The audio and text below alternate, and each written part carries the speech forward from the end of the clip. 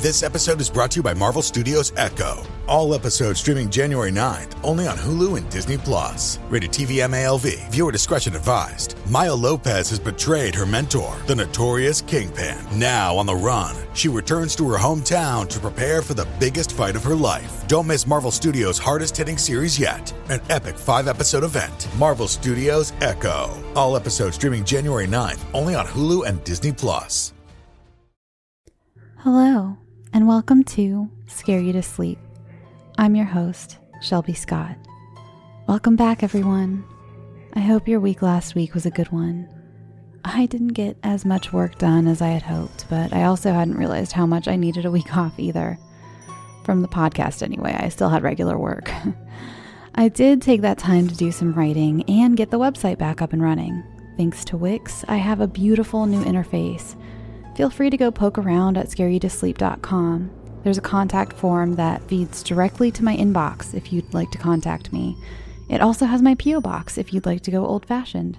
Either way, I love hearing from you. And speaking of feedback, to those of you who said that you are hoping for less loud sounds, don't worry, I hear your cries. This week is filled with less intrusive sounds, so no screaming ghost ladies, I promise. I will try to stop flying off the handle with my sound effects, but every once in a while I come across something that is just too spooky and fun to ignore. But from now on, I will give you a warning if I ever come across a story that requires a loud sound. I'm also still taking kids' stories, so please send them in as soon as you can. Spots are filling up, and I will always be able to use the extras later on, but if you'd like your child's story featured sooner rather than probably not till 6 months or so from now when I get to another kids episode, then please get it to me, let's say by April 1st.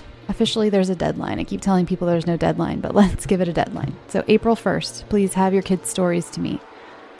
I've also received a couple true stories that I've been sitting on that I would love to share with you, but I don't have enough for a full episode. So if you have any true scary stories, please send them to scareyoutosleep@gmail.com. Or you can use the contact form on the website. I take all sorts of scary stories too, not just paranormal ones. We got one last year about someone almost being murdered by a scary dude in the forest.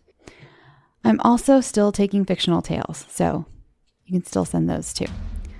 Okay, sorry, that was 2 weeks worth of housekeeping stuff that I had to get through. So now on to tonight's episode. All of our stories this week are by Jeremy Shaffer. He sent in 3 stories, and I happen to love all 3, so I thought, why not give him his own episode? You know Jeremy from a few different episodes. I believe he made his debut on the show back in the first True Stories episode. His story really caught my eye because, holy shit, it is a doozy. Go back and listen if you haven't heard it. He also wrote the fictional story To Whom It May Concern, featured in episode 12, and also But You Said You Loved Me from episode 22. I decided to go from shortest to longest this week, which also happened to go from sweetest to goriest. So to start us out this week, we have a weird but heartwarming story called Immortalizing the Moment.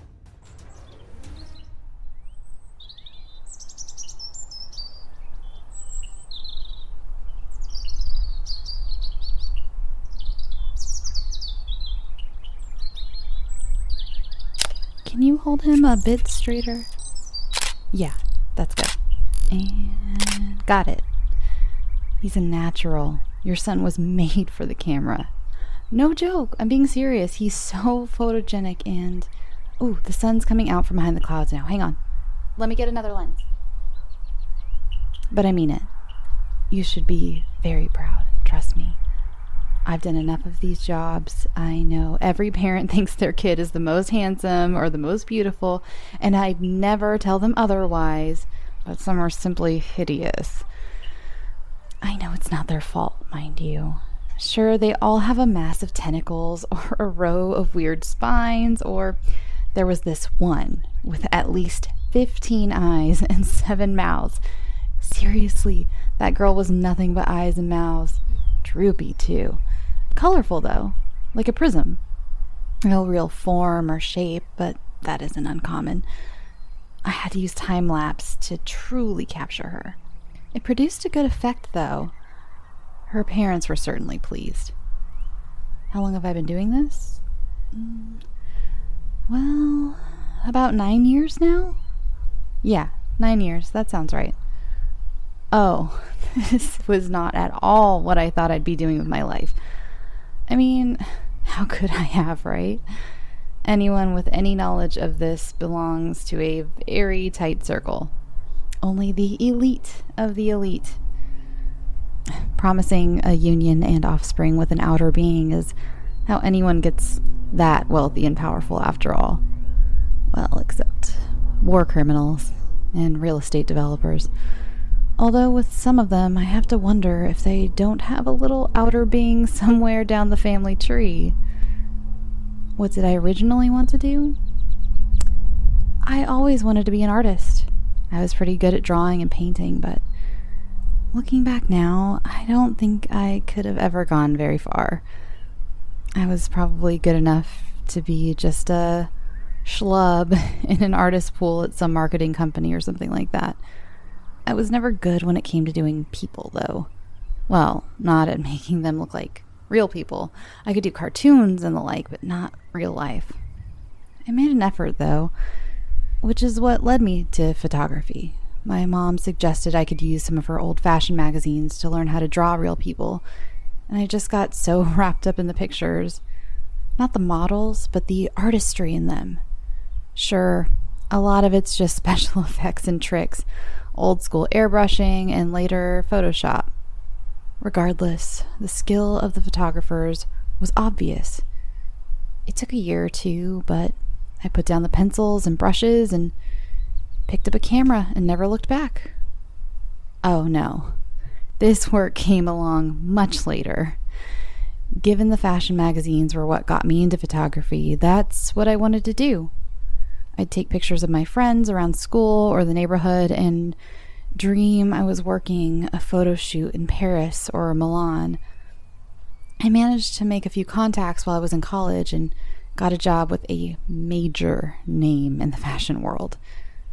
There were others who were far better than me, but I must have been doing something right, because that's how I got my first opportunity to do a spread for a progeny. I'll be honest, when I sat eyes on my first, I didn't know what the deal was. I didn't know why it was all so hush-hush.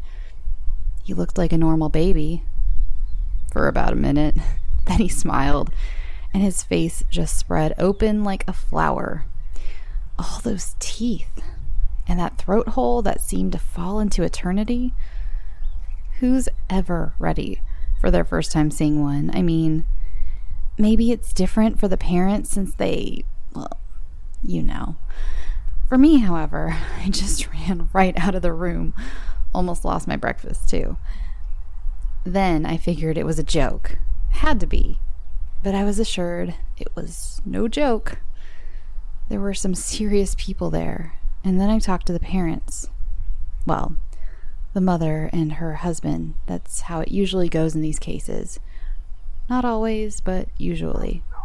Anyway, they weren't offended by my reaction. They understood and insisted there was no way they could have prepared me. I suppose that was true enough. Then they told me why they chose me. They knew I needed the money. I was talented, but not that talented. I didn't need to be for their purposes. It mattered that I was competent, certainly, but it mattered more that money could ensure my silence. I had student loans. My sister's family never recovered financially after her husband was laid off just before the recession. My mom lost her job right when my dad got sick, and their bills were piling up. They were about to lose the house I grew up in. They showed me how much I'd be paid, just for that one job. Obviously, you know what kind of money we're talking about here. It's crude to talk about such things in polite company, but that doesn't make it any less of a thing. And from what I know about your background, I think you know, while it doesn't mean much in the world of the elite, to everyone else it can make all the difference.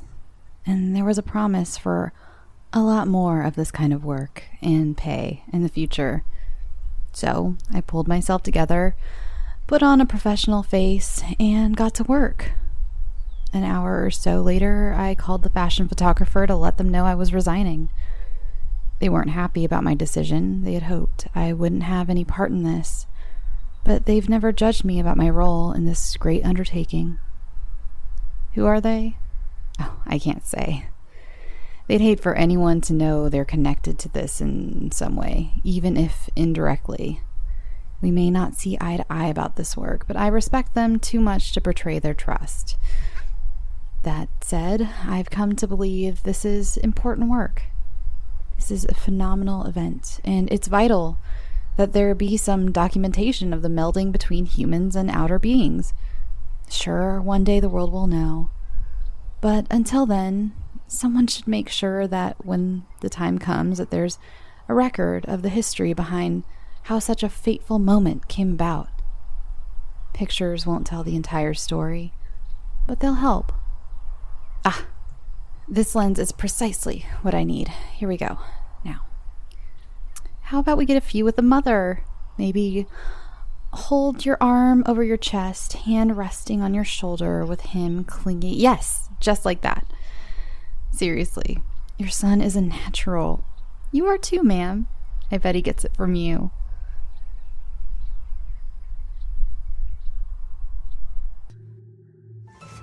Welcome back. Our next story tonight is called A Parent's Job is Never Finished.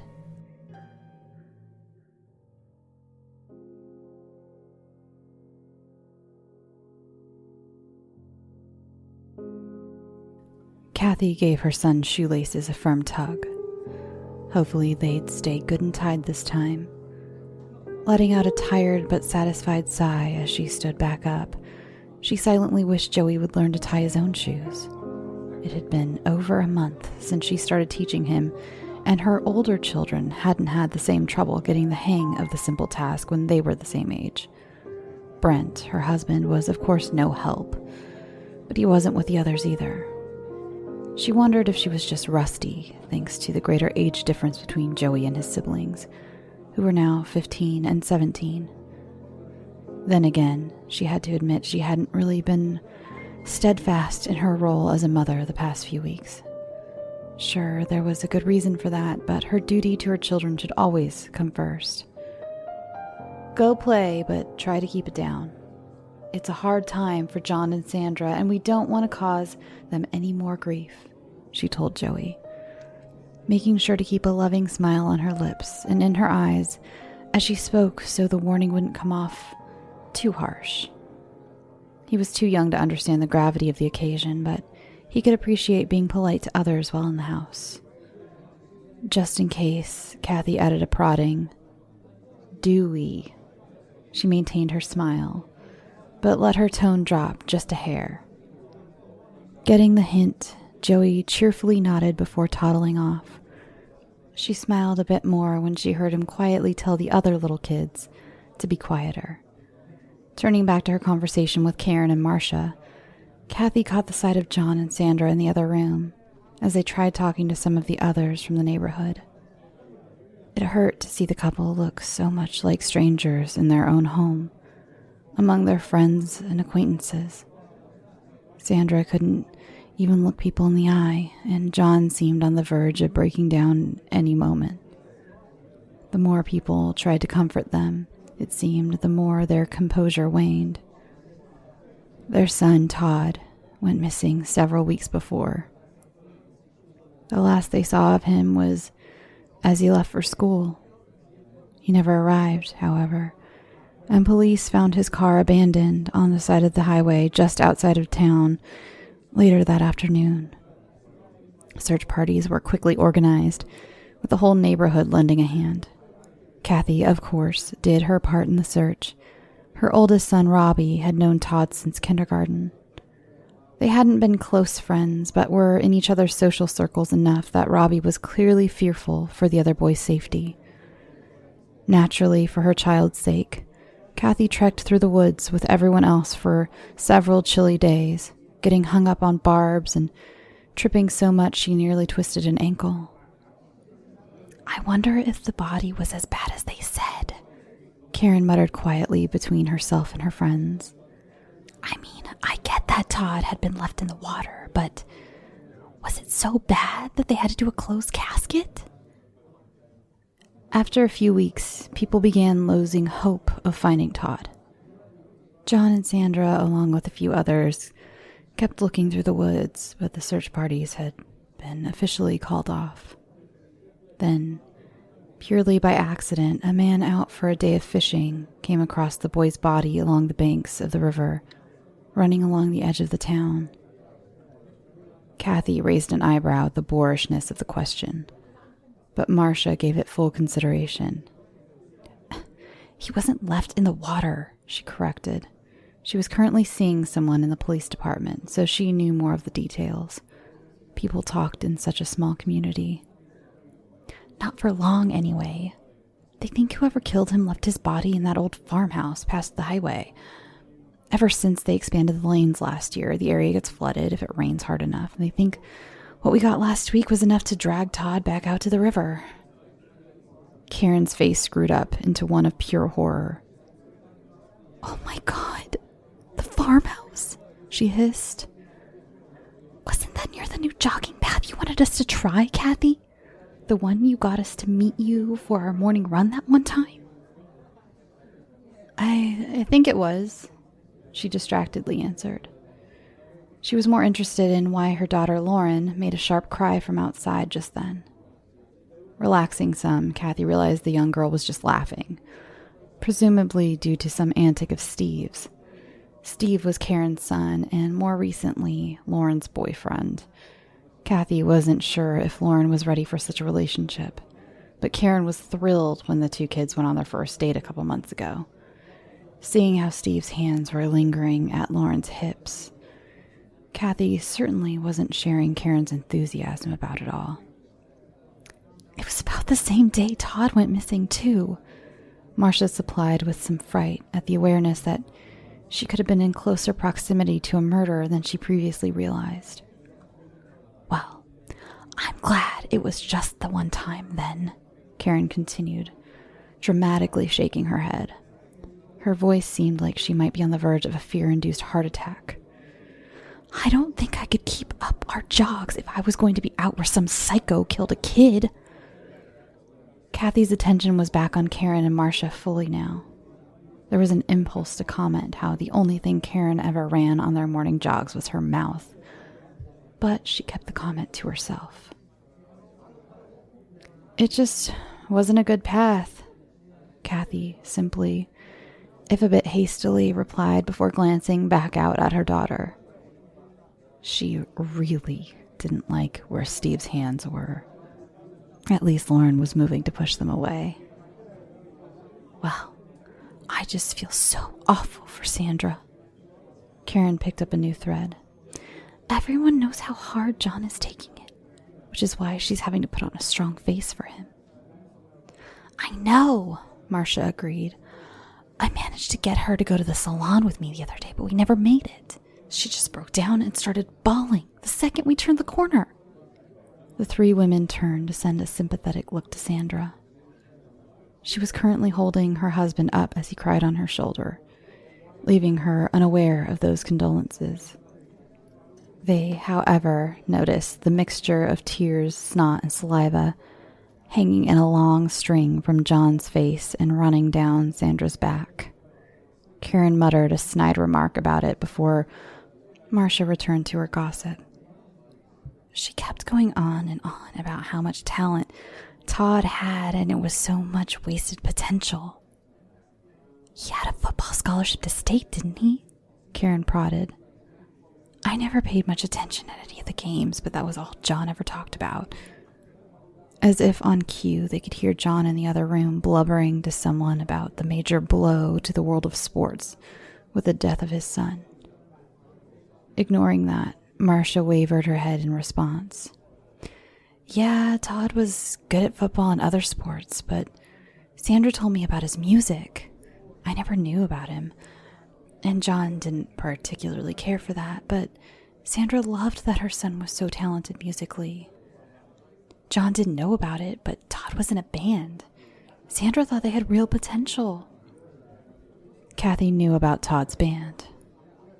She knew a bit more than that, in fact. 2 months earlier, Kathy caught Robbie sneaking into the house late one night. More, he had been drinking. She could tell. Even if he hadn't been stumbling a little, she could smell it on his breath. Brent didn't see what the big deal was. Said all kids do it. He even laughed about it and gave Robbie an approving clap to the shoulder before going back to bed. That wasn't good enough for Kathy. It took nearly an hour, but she got it out of him. About where he had been, what he had been doing, who gave him the alcohol. Todd's band was playing at another kid's house that night, which Robbie had snuck out to see. He and Todd hung out after they finished playing, drinking a few beers while doing so. Robbie even admitted that there were other things going on at the party, like drugs and sex. He might have been good at football and music. It didn't matter.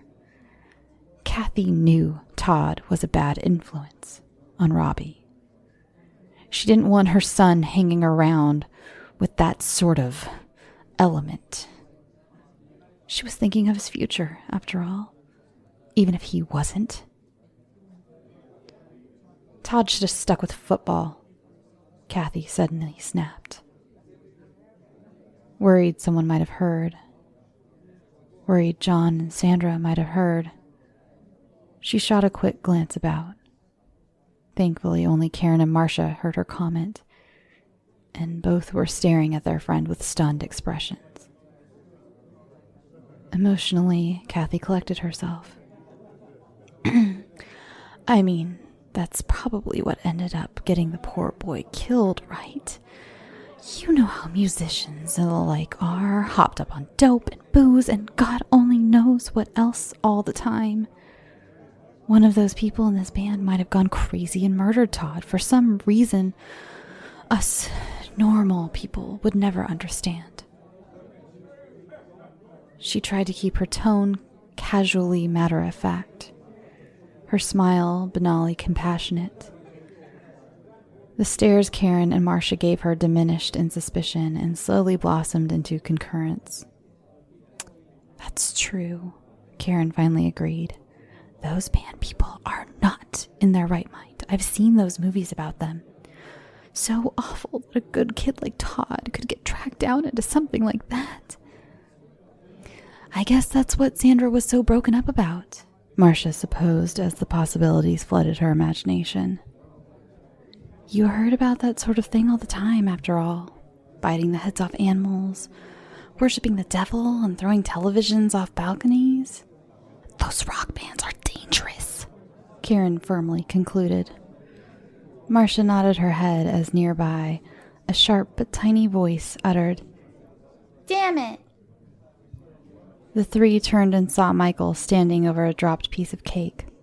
He looked up from the mess at his mother, saying, "Mommy, I dropped my goddamn cake."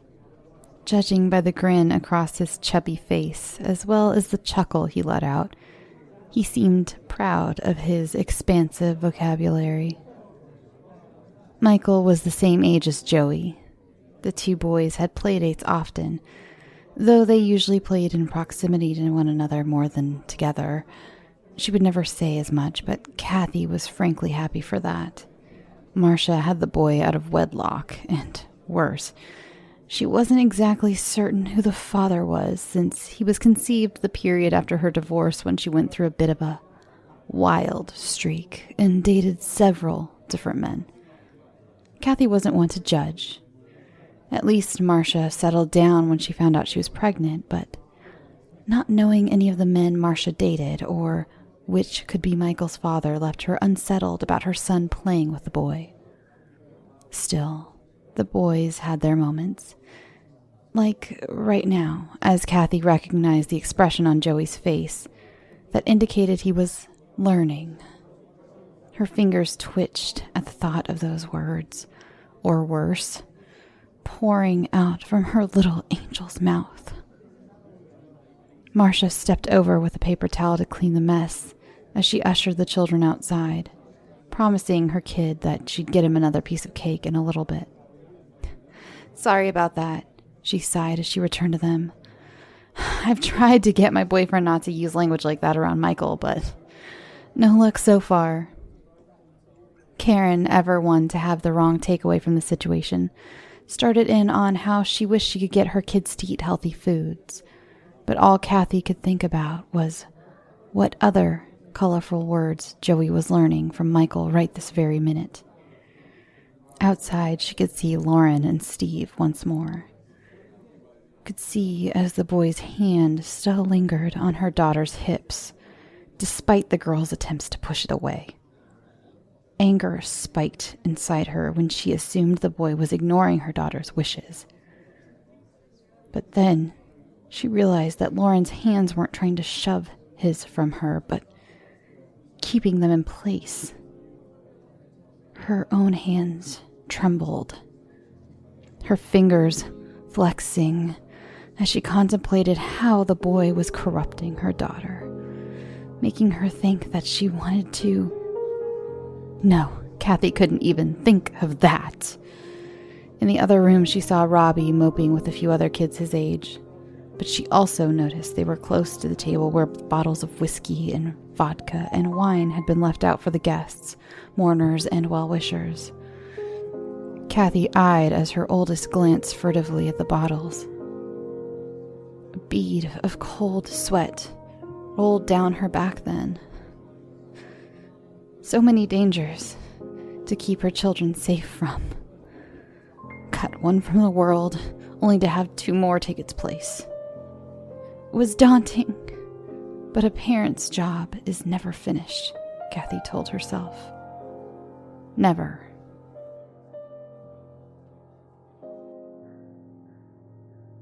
As many Scary to Sleep fans know, I've been going through a lot of changes in my life, and one thing I've been doing is getting my finances much more organized, and that includes paring down some of the subscriptions I pay for. It feels like everything is a subscription these days, be it for the gym or streaming services or music, the list goes on, and something that has helped me tremendously is Rocket Money. They not only helped me cancel subscriptions that were a pain to try to do myself.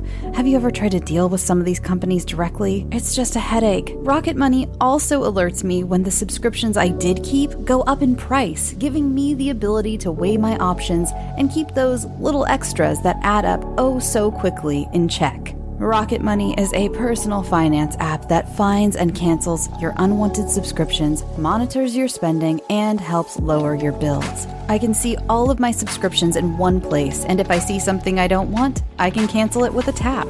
I never have to get on the phone with customer service. Rocket Money has over 5 million users and has helped save its members an average of $720 a year with over 500 million in canceled subscriptions. Stop wasting money on things you don't use. Cancel your unwanted subscriptions by going to rocketmoney.com/scareyoutosleep. That's rocketmoney.com/scareyoutosleep. rocketmoney.com/scareyoutosleep.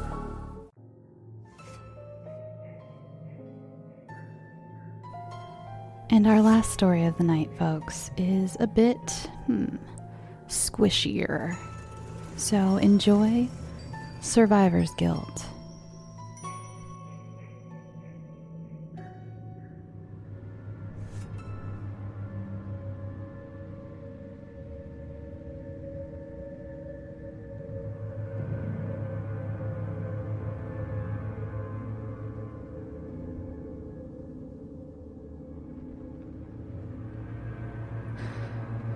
The ragged breath rattled through his lungs before the long, slow push out into the world from his mouth.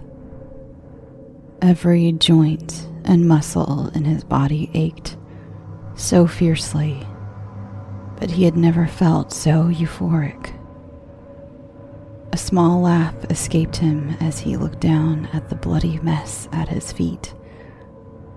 It was just another body, one more in a long line of bodies, and meant nothing to him, really. What was so important to him was the axe, wedged at an odd angle in the side of the person's neck, the handle pointing up at the awkward tilt. It had been with him for so long, he couldn't remember a time he didn't have it. Its weight, its sturdiness, the way it bit his hands so easily. He loved to swing it around, but not nearly as much as he loved when it bit into someone's flesh. Although he was exhausted, he hunched over to retch the axe from the grisly corpse with a laziness born more from his lack of care or hurry. A giggle seeped out at the moist squelch as he freed the axe from the bone and meat of his latest victim, increasing in pitch at the squirt of arterial spray that followed the blade out. With some deliberation, he leaned in closer to look into the lifeless eyes of his victim. What he expected to find he couldn't say, but whatever it was, he was sure he didn't find it. As he stood, he slowly took in the other bodies strewn about the house. 6 in total. Not his record, but not a bad night. They put up one hell of a fight. The last one did anyway. It was the hardest anyone had in a long while. But in the end, it didn't save them. It never did. They couldn't stop him. After all these years and all the bodies, he had never been stopped. Not caught, not stopped. By now he doubted he could. And with that confidence, he casually stepped out through the front door of the house to take in the neighborhood. It was early morning and people were just beginning to stir, unaware of the deadly menace in their midst, just to make sure their morning was eventful. He dragged one of the corpses out to the lawn and propped it up so the tired commuters and neighbors would be sure to see his handiwork.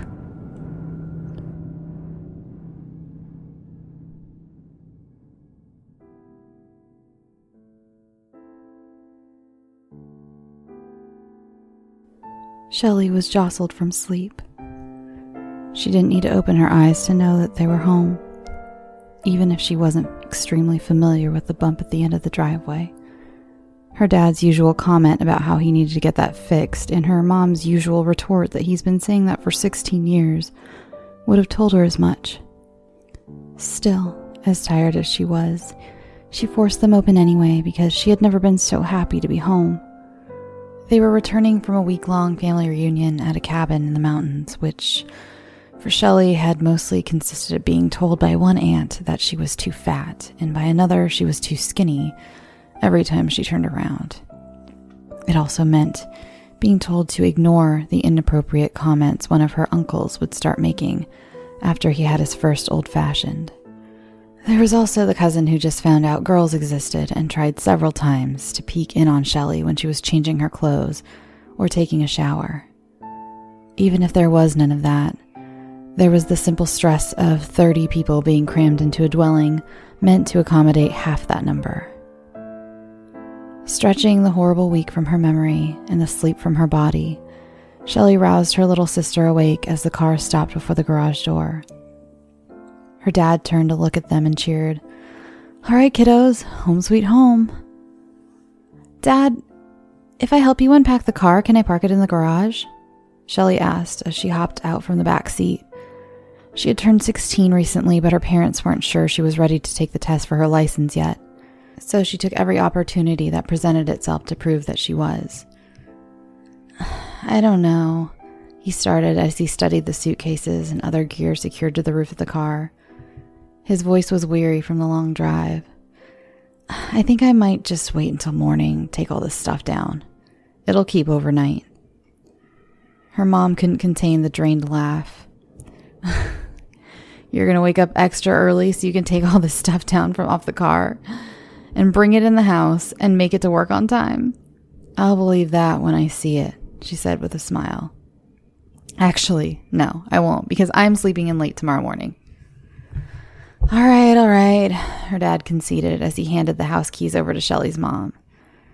To Shelley, with a slight pleading look in his eyes, he appended, I'm starving. Let's get this stuff in the house, and we'll talk about you parking the car after we eat. It wasn't the answer she was looking for, but neither was it the answer she dreaded. As her mom and sister went into the house, Shelley and her dad unloaded the car. With the last bit inside, her mom announced she had ordered a pizza. The mere mention of food made Shelley's belly rumble loudly, which her sister couldn't keep from commenting on. Her dad gave her a grin and said, Can't let you park the car on an empty stomach, kiddo. He put the car keys down on the table by the door and patted them, his way of giving her permission to put the car in the garage after they ate. He paused when his cell phone rang. He frowned when he looked at the caller screen before answering it. Yeah? What's up, my man? His voice was casual and friendly, but his eyes narrowed. What do you mean they're pushing up the timetables? His chin worked side to side in growing frustration. I'd have to do those numbers tonight to have them ready for you. A bit more working of the chin before it set to one side in annoyance. Fine. Give me 30 to get into the office. Yeah, I'll see you when I get there. With that, he ended the call and apologetically looked at Shelley. Sorry, kiddo, but I have to go into the office and do some work. Tell you what, though, we'll go on a drive through the neighborhood this weekend. Shelley nodded her head as her mom came in.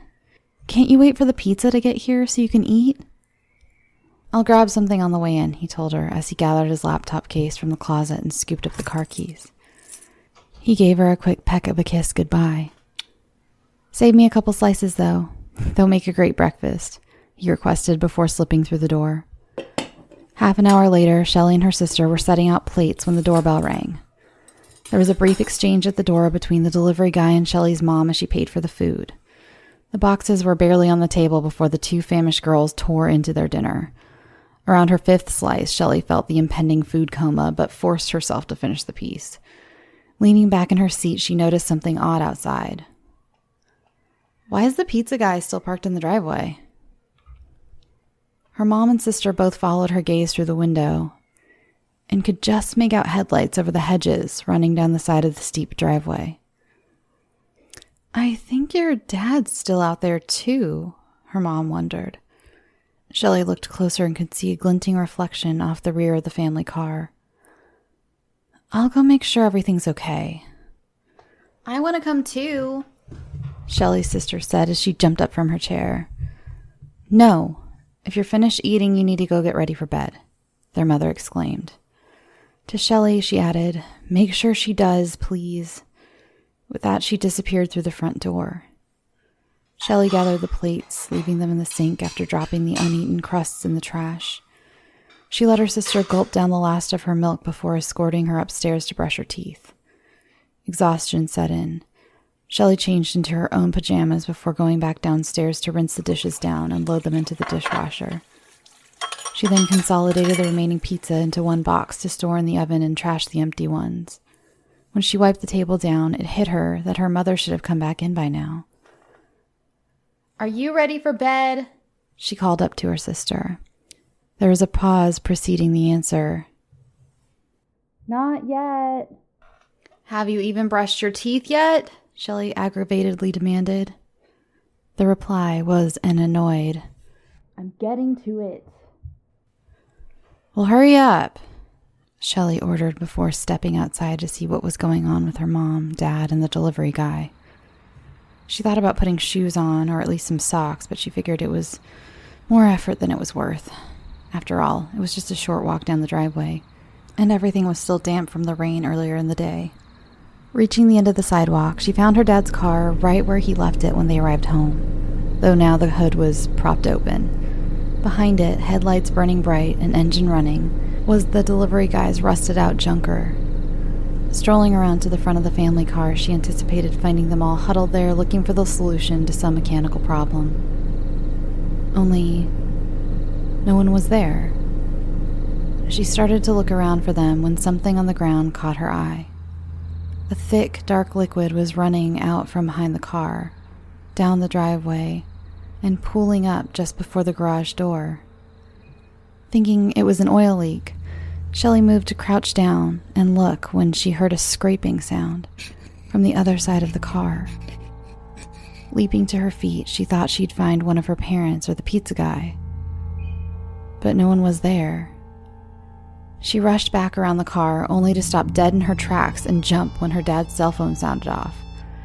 Taking a second to control her breathing and slow her pounding heart rate, she found the device lying next to the hood prop. Answering it, she didn't even get a chance to speak before the person on the other end ran their mouth. Jesus, man, where the hell are you? I know timing's shitty, but we gotta get this done tonight, or we lose the contract.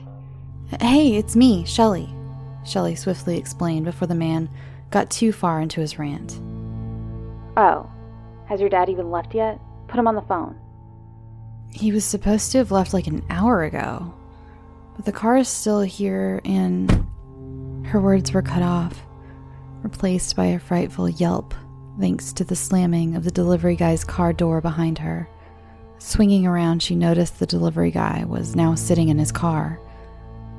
She could only see his shape over the bright lights from his car, but he was there, unmoving, and she could feel staring at her.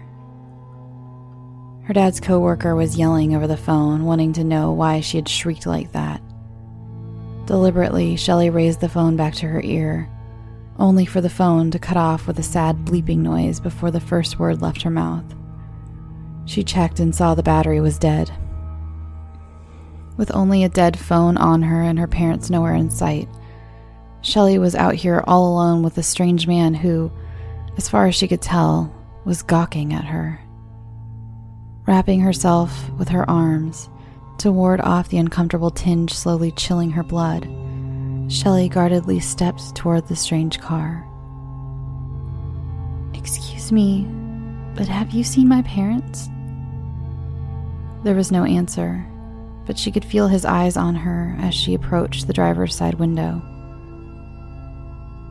"Excuse me, sir," Shelley anxiously began to repeat as she reached the driver's door. In the gloomy illumination provided by the rebounding headlights, the guy looked sick and pale. Her nose crinkled when she detected the odd smell emanating from the man. Her hand wavered near the open window. Uncertain if she should touch him, with some finality she quickly gave a single tap to his shoulder and she fearfully asked, "Are you okay?" In response, the delivery guy's head tumbled from the rest of his body. Over the ensuing scream, Shelley could hear it thump off the door and bash down onto the pavement. Every knock and dull clunk as it rolled down the driveway was like a clash of thunder in Shelley's ears and left a trail of bloody smears in its wake. It ended with a sad bump against the garage door before coming to a rest on its side. The delivery guy's empty glare locked onto Shelley as she screamed, her throat ragged. She didn't remember making the choice to move, operated purely on an instinct to run, but she was stomping up the sidewalk toward the front door now. In her terrified mind, she formulated a plan of action that consisted solely of call the police. As simplistic and uncomplicated as that idea was, it monopolized her awareness until her feet stumbled over something in her way, sending her face first into the footpath. Catching her breath and ignoring the searing pain from the scrapes and cuts surely running down her face now, Shelley moved to push herself up when she felt something damp and warm soaking her bare foot. Rolling around to see what she tripped over, Another scream escaped her when she found her dad's body sprawled across the sidewalk. He had been hacked apart and dismembered.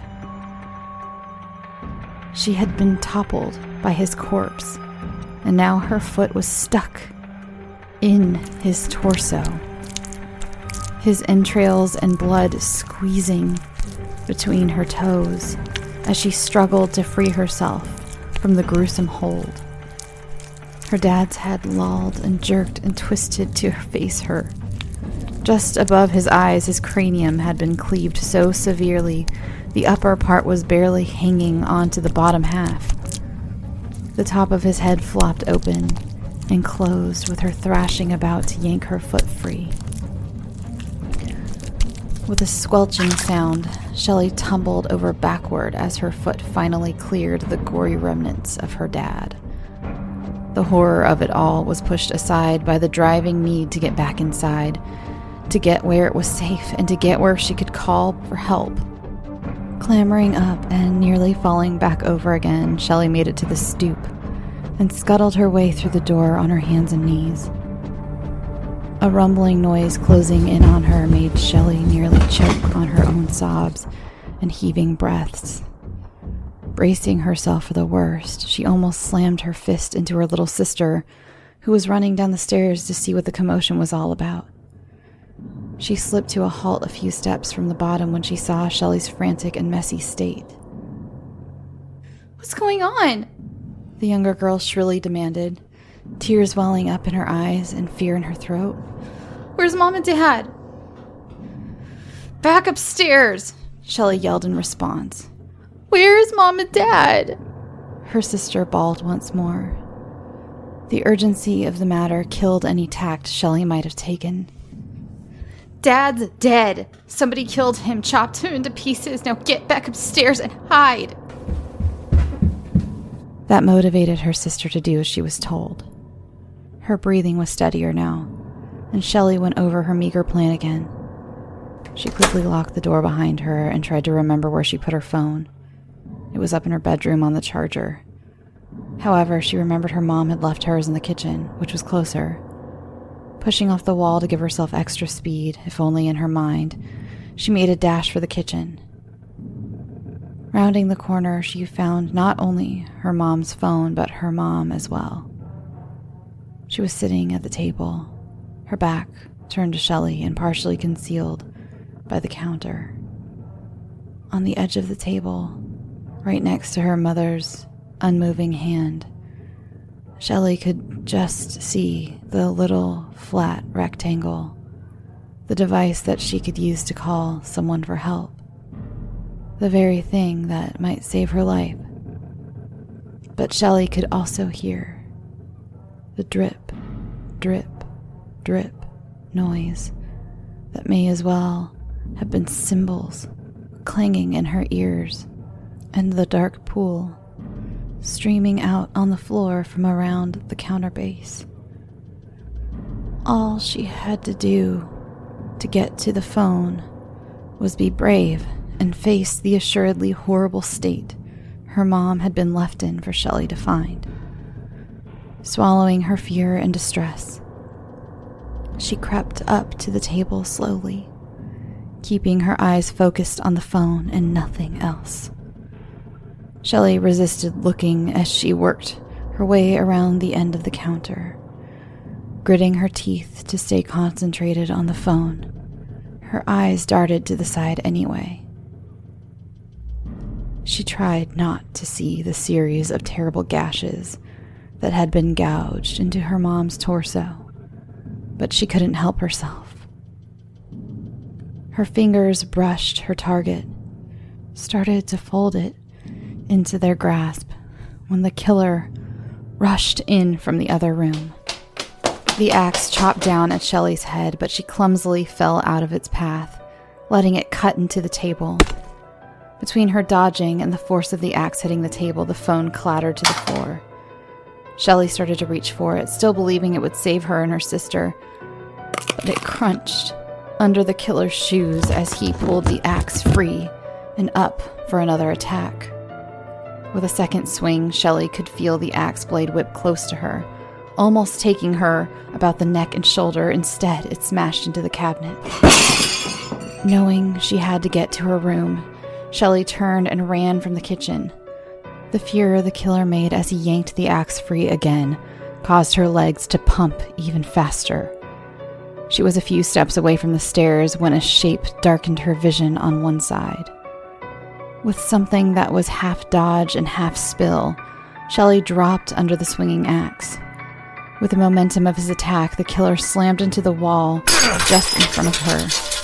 Pictures that had been hanging there shattered to the floor, with one crashing down onto his face. The grip on the axe was already loose from his clumsy attack. The surprise from the framed photo falling over onto him pushed it from the killer's hands. It dropped to the floor, clattering to a stop at Shelley's feet. It had been so fearsome before, yet now she couldn't help but think of it as the thing that would save her life. A grunt from the killer snapped her back to the danger she was in. The killer lurched forward, lunging for the axe, but Shelley's fingers wrapped around its handle at the same time as his. A stray thought crossed her mind. How large and unstoppable the killer had seemed. Yet he was so scrawny as the two fought for the weapon. Shelley was hardly athletic herself, but it no longer felt a given the killer could take the axe from her anymore. She had a chance, and that kept her fighting. With all the strength she could muster, she kicked up and connected with his crotch. A small shriek left him as he stumbled away from her. Not wanting to give him a chance to recover, with her eyes shut tightly, Shelley blindly lashed out with the axe.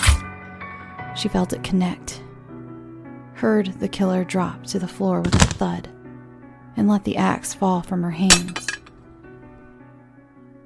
Her legs were weak. The wall she had fallen against, the only reason she remained standing.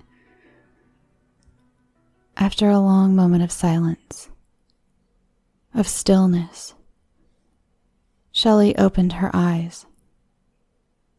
She dreaded the possibility that the killer was fine, had been faking it all along, and was just waiting for her to see her death coming. But he wasn't standing before her, and she glanced down with trepidation. There she found the killer. The axe's blade was buried deep in his face, its handle sticking up toward her in a way that might have been comical had the situation been different. The sight confused her. She hadn't meant to hit him with the blade. She thought that she had hit him with the butt of the handle. That's what she had meant to do. But in the moment, well, gathering her strength, she prodded him a few times to make sure he was truly dead. Other than where she prodded at him, he never moved. Sinking back against the wall, a rough inhalation was sucked into her lungs. A mixture of terror and exhilaration washed over her. She was fretful about having taken a life, but she was also glad to be alive. From upstairs, she heard a door creak open. The silence was broken by her sister's voice. "Shelley?" the girl called out. "Is it safe?" A silent laugh forced itself free. They were safe. It took her a moment to control her breathing, but Shelley finally took a breath so she could be sure to answer her sister with all the relief and assurance that she could in that moment.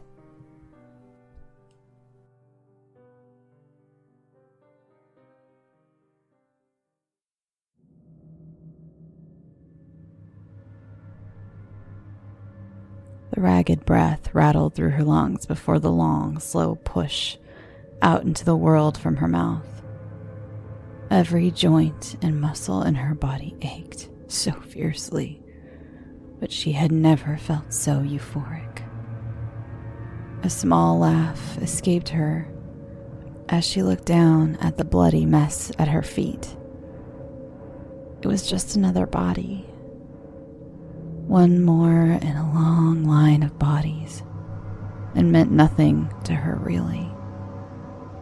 What was so important to her was the axe wedged at an odd angle in the person's face, the handle pointing up at an awkward tilt. It had been with her for so long. She couldn't remember a time she didn't have the axe. Its weight, its sturdiness, the way it fit her hand so easily. She loved to swing it around, but not nearly as much as she loved when it bit into someone's flesh. Although she was exhausted, she hunched over to wrench the axe from the grisly corpse, with a laziness born more from her lack of care or hurry. A giggle seeped out at the moist squelch as she freed the axe from the bone and meat of her latest victim. With some deliberation, she leaned in closer to look into the lifeless eyes of her victim. What she expected to find she couldn't say, and whatever it was, she was sure she didn't find it. As she stood, she slowly counted the other kills she racked up here. 4 in total. Not her record, but not a bad night. She couldn't say any of them put up much of a fight, though. The last one did, maybe. No, that one was disappointing. Not that a fight could save them. It never would. They couldn't stop her. After all these years and all the bodies, she had never been stopped. Not caught, not stopped. By now, she doubted she could. The girl called out from upstairs again. She could hear the worry, the growing fear in her voice. With a sure grip on the axe, with an easy kill right there. She figured it'd be a shame not to bump the score up to 5.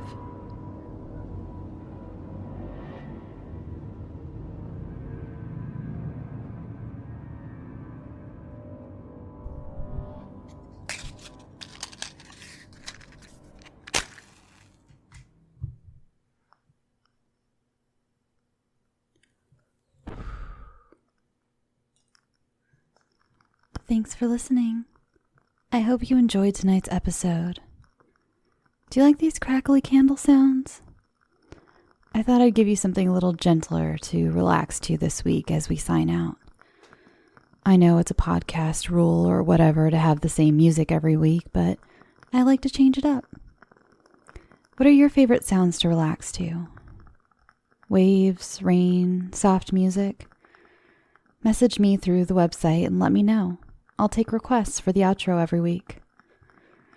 This week's Patreon supporters and those who I owe so much gratitude and love are Elizabeth Jackman, Emily McDonald, Lauren Faluna, Kira George, and Sin. I wish you all so much happiness and warmth. If I could give you a big hug and you would be okay with me hugging you, I would. Follow me on all the social media stuff, Twitter and Instagram, @ScareYouToSleep. If you like Instagram stories of stuff that I bake, then you can follow my personal account @ShelbyBScott. You can join the Facebook page, facebook.com/groups/ScareYouToSleep. Please answer the questions. I haven't had to say it in a while, but just a reminder, my mod squad and I just like to know if you're a Bitcoin shilling sex bot or not. And I think that's all for now. Now, go get some sleep. Sweet dreams.